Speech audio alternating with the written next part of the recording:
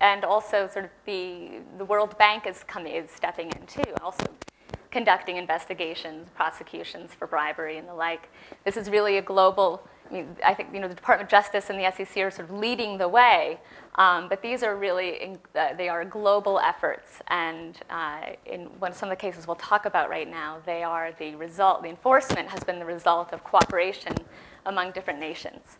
But let's talk about a few key provisions of the FCPA as their common guideposts really to anti-corruption investigation. So we'll talk about that as they inform the duty to investigate. We'll go over a couple of case studies in enforcement that are very new and kind of shocking the nation right now, at least in the United States, and then they are shocking, and then our methods of investigation. So sort of key provisions of the FCPA. I think everybody understands that companies are covered, and that was always only the case up until 1998. It had to be a company that was an issuer of some securities in the United States, listed with a stock exchange or the like. In 1998, that changed, and foreign persons, natural persons, were added within the ambit of the statute. And those people can be individuals who work for non-listed companies, but they've made use of the United States in some way to further the scheme or the act that is a violation of the statute.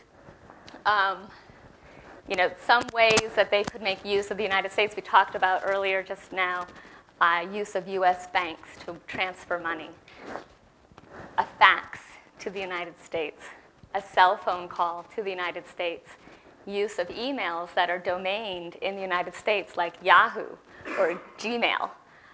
These sorts of things can be considered what we would say jurisdictional contacts, or give you a nexus to the United States such that you were then subject to the laws of the United States. Now, if you never physically enter the US, this may not be a problem. If you're in a country with an extradition treaty, however, and you're in a country that's currently cooperating with the United States as far as corruption investigations go, this is a problem. Policy aimed at encouraging individual cooperation. This is coupled with some legislation that's before Congress right now, which is actually to encourage, it's under the Investor Protection Act, to encourage individuals to whistleblow, specifically on FCPA violations of their company. And the carrot is up to 30% of whatever penalties that are over $1 million that are collected by the US government will be given to that whistleblower. So this incentive is real, or it will be real should this legislation pass.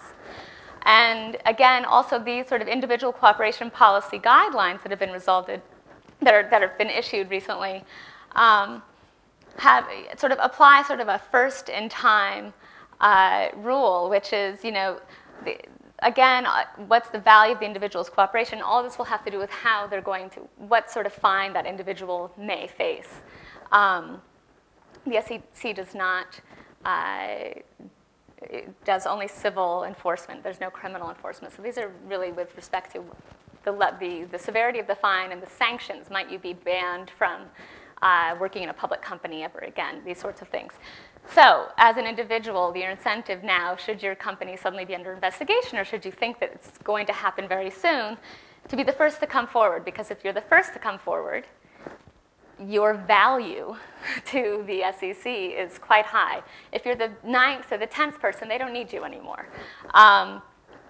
Whether the cooperation was provided before you had any knowledge of a pending investigation. Again, what was your, they're looking at the sort of the moral incentive here. Was it because you really were upset that there was some wrongdoing, or is it because you knew you were about to get caught?